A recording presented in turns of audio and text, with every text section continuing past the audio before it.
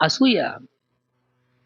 సౌలు కుటుంబం నుంచి రాజ్యం తీసివేయబట్టానికి కారణం అసూయ. ఎందుకు దావీదును వెంటాడాడు చంపడానికి?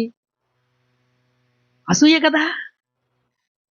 సౌలు 1000 కొలది, దావీదు 10,000 కొలది అని దావీదుని దేవుడు గొర్రెల దొడ్డిలో గొర్రెలు కాచుకుంటున్నటువంటి దావీదును హెచ్చించాడు కదా. దావీదుని దేవుడు దావీదు మీద అసూయ కలగలేదా? అందుకు కాదా సౌలు కుటుంబము మొత్తం నాశనం కావడానికి?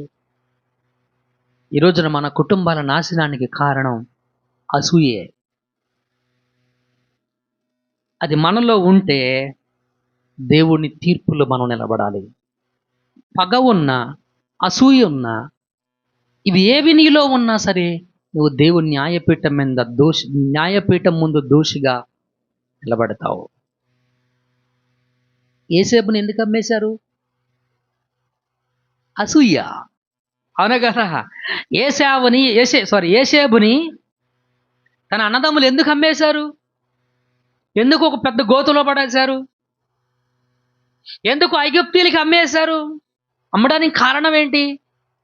తన సహోదరులు యేసేపు మీద పెట్టుకున్నటువంటి అసూయ.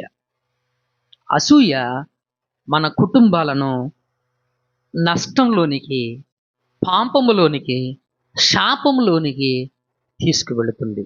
మరొక మాట చెప్తా వినండి. నువ్వు ఎవరి మీదైతే అసూయ పడ్డావో, నువ్వు ఎవరి మీదనైతే పగ పెట్టుకున్నావో వారి పక్షంగా దేవుడు ఉంటాడు. నువ్వు ఎవరి మీదైతే అసూయ పడ్డావో వారి పక్షంగా దేవుడు ఉంటాడు. యేసేపు మీద తన అన్నదమ్ములు అసూయ పడ్డారు, దేవుడు యేసేపు పక్షంగా ఉన్నాడు. దావీదు మీద సౌలు అసూయ పడ్డాడు, దావీదు పక్షంగా దేవుడు ఉన్నాడు. మోసే అహరోనుల మీద దాతాను అభిరాము కొరాహు అసూయ పడ్డారు, మోసే అహరోనుల పక్షంగా దేవుడు ఉన్నాడు. కయ్యోను తన సహోదరుడైనటువంటి ఏబేలు మీద అసూయ పడ్డాడు, ఏబేలు పక్షంగా దేవుడు ఉన్నాడు. ఆలోచించండి. ఈరోజు నీ జీవితంలో, నీ ఆత్మీయ విశ్వాస జీవితంలో ఎవరి మీద నేను అసూయ కలిగి ఉంటే, నువ్వు ఎవరి మీదనైతే అసూయ కలిగి ఉన్నావో వారి పక్షంగా దేవుడు ఉన్నాడు. ఈ పాపం నీలో ఉంటే ప్లీజ్ లీవ్ ఇట్. మూడోది మనం చూద్దాం. 15వ వచనం చదవండి. అక్కడ యెహెజ్కేలు గ్రంథం 35వ అధ్యాయం. ఇశ్రాయేలీయుల స్వాస్థ్యము పాడైపోవుట చూచి